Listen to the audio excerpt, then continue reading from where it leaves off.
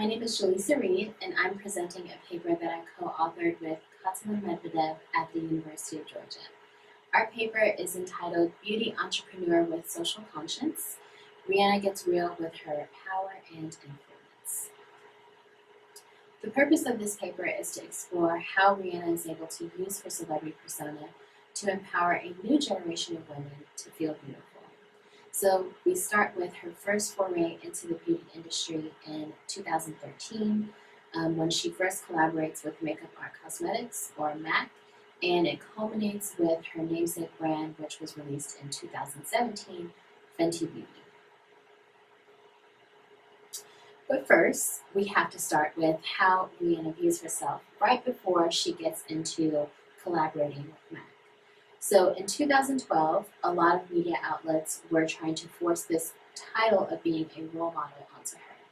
And that was something that Rihanna definitely shied away from. She believed that, one, she did not see herself as a role model, but also she was not in a place to advise people that were, in her opinion, the same age as her. So moving forward to fall 2013, when she actually starts collaborating with MAC, she's able to capitalize on that identity and on her followers and have 3 broadly successful collaborations. To this date, she is the first and only celebrity to have 3 back-to-back collections in the fall, holiday, and summer for MAC.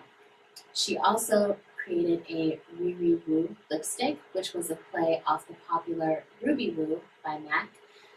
And to this day, every minute, 4 Riri Woo lipsticks are sold globally.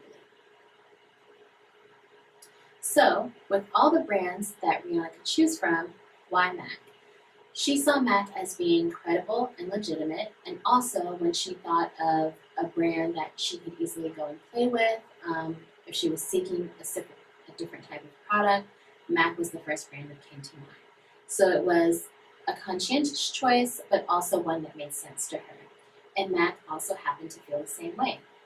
Here we see her with John Dempsey, who was actually the creative director for MAC at the time, and he was able to work with her through those different collections, all the way through her Viva Glam collections as well. And he referred to their collaboration as being true, organic, and authentic. So working with Rihanna obviously brought its own flavor, and he highlighted her as being an epitome of the convergence of pop culture, fast fashion, and iconic style and makeup, which is further resonated here in this image because she's winning the Fashion Icon Award at the CFDA Awards in 2014. While Rihanna was with MAC, she learned something very important to her upcoming brand, Fenty Beauty, which was how different makeups are created and what different details are important. So learning about which chemicals work with which textures, how to highlight certain undertones and different colors of the skin is something that she picked up along the way while she was working at MAC. And she even goes on to say that she realized what made things look different, and that was also something that was really important to her and to her brand in the future. Before I move on to why we have Fenty Beauty, I want to highlight MAC for its shades of foundation, because before Fenty Beauty, MAC was the premier brand for Black women seeking a luxury product that was still made of quality ingredients, but also at an affordable price range. But the issue here is that even though MAC is for all races, all sexes, and all ages, as their motto says, Black women usually have to buy at least 2 shades because they have a lighter shade on the inside and then a darker shade around the outside of their face. So MAC is able to profit from Black women by making them buy 2 products instead of 1, as lighter women typically do. But at the same time, they sell this idea of being inclusive and for everyone. And this is where Rihanna comes in. A couple of years later, after she finally finishes her collaborations with MAC, she creates Fenty Beauty. And she says that she wants Fenty to be, 1, something that girls love, also something that professionals can respect and use. And lastly, something that she herself can use and identify with as well. And this goes back to her upbringing in Barbados, when she mentions that her mom was the first person that she ever saw use makeup.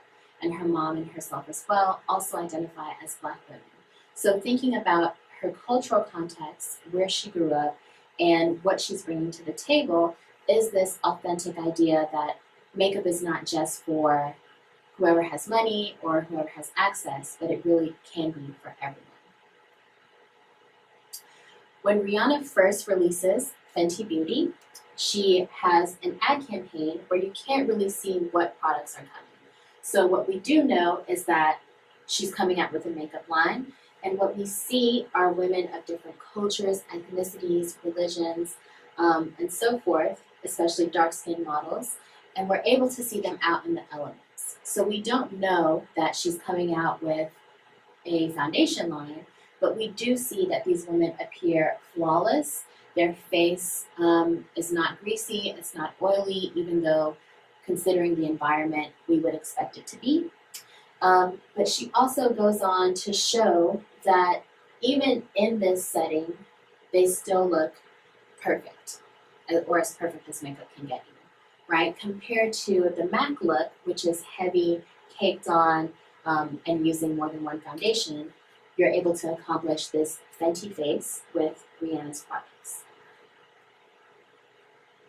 So when Fenty actually does launch, Rihanna, of course, is there, and she brings those same models with her to the launch party, and she also spends some time with her consumers, showing them her favorite products, how to use them, how she likes to use them, and I will also show you how she went on to create the Fenty face. And the Fenty face really highlights the main products that Rihanna showcases in her first original launch. Here we are with the creator of Fenty Beauty, Rihanna. We're going to show you how to get the Fenty face.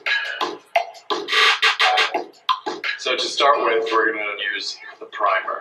One of the things I really love about it is the color. It's like this soft pinky nude. It's really feminine, but it's not that white chalky color. And it's amazing because it works on every skin tone.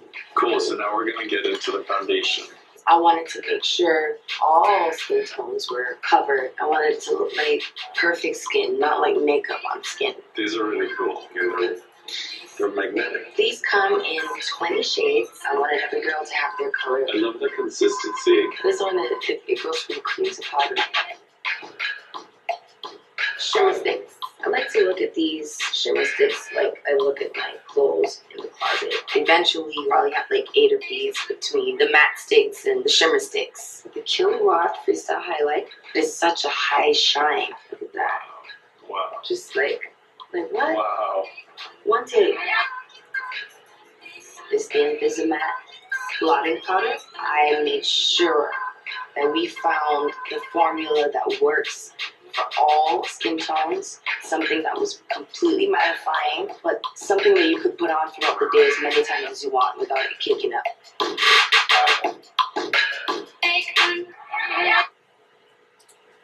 So something that Rihanna mentions completely and repeatedly in this video is that she considered everyone when she was creating her 40 different shades of the Pro Filter foundation, the 20 different shades of the concealer. She definitely made the effort to make sure that everyone felt included in her original line. And of course, her consumers really identified with that. And they went on to say that they could see that she was highlighting more than just one type of beauty, as is typical in the makeup industry. It's not just how people are identifying themselves by different races, skin colors, eye colors, and so forth, but also that these products are more affordable. So people are able to, one, express themselves using her products, but also the everyday person can afford it. And then, of course, the 40 shades, starting with the darkest shade and then moving forward to the lightest. And that's also something that makes Fenty Beauty different from other makeup brands, because Rihanna takes the time to put Black women at the center of her creation of makeup, meaning that they're not the afterthought or the secondary line and created to complement the mainstream. Instead, the line is created for them, their needs, their skin texture, and oiliness and so forth throughout the day. All of this to say that Rihanna is not only selling beauty products, she's also selling confidence. And here, Slick Woods is selling the Stunna lip paint using Fenty products, and she goes on to talk about how Fenty has made her more confident. Beauty is confidence. You can be the ugliest in the world.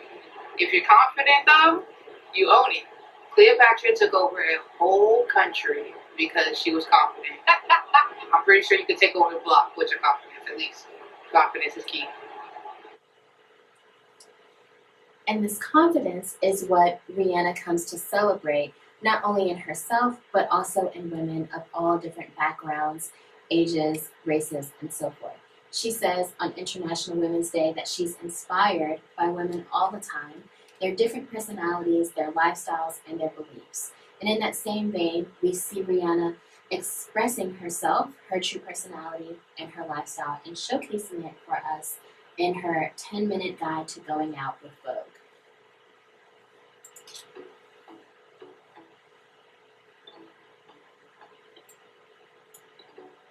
No, I love that. Hi guys. I'm not gonna say hey guys, but we're walking slow actually. Hi. Hi. I am going to do my makeup for you guys. All of you Vogue readers and Vogue bloggers and you Vogue fans. We're gonna have some fun today, so I hope you're ready. I'm gonna start with foundation. So let's get messy with it. As Rihanna puts on this foundation, we can see that it's not exactly a perfect match. Depending on the light, it can be light or dark. But what actually is happening is that the foundation takes a while to set because it's oxidizing so that you can really get that natural skin-on-skin look rather than makeup-on-skin look. So in about 10 minutes, this will set in and look like her actual skin color. So is Rihanna a role model? In 2018, well, this year in May, she did an interview with Vogue, and she went back to her idea of being a role model, and she said that now she understands the concept, and she does see it differently, more so because she has had the time to grow as a person, and she knows who she is going to be a role model for and what purpose that is going to serve. And we see that in her evolution from MAC to Fenty Beauty. Specifically here with her newest product called Fly Liner, which is a liquid eyeliner, and it's all black, and here's the promotion video. But this goes back to 2011 when she did an advertising campaign, and someone commented and said, "Why does her hair look so nappy?" And she said, "Because I'm black." And so here we are in 2018, coming full circle. Rihanna is still black, of course, but even more proud of it than before, and also able to make money off of it and profit from it in the same way that MAC is profiting from selling two foundations to women. But Rihanna is providing Black women with a way to express themselves and create the identity that they want to showcase using her products. And Fenty Beauty is not only popular with Black women and women around the globe, but it's also been recognized universally by Refinery 29, Women's Wear Daily, and Time Magazine as being one of the 25 best inventions of 2017. And the invention here, of course, is not makeup, because that has already existed, but it's the idea that, one, Rihanna recognized that there was a market that no one was tapping into, even though they claimed to be inclusive and for everyone. And so, in the face of that, she created a brand and makeup that really spoke to needs of women just like her, and her authentic ability to relate to them, to showcase it to them, and wear it herself is key to the success of Fenty, and also to the women that use it. Thank you.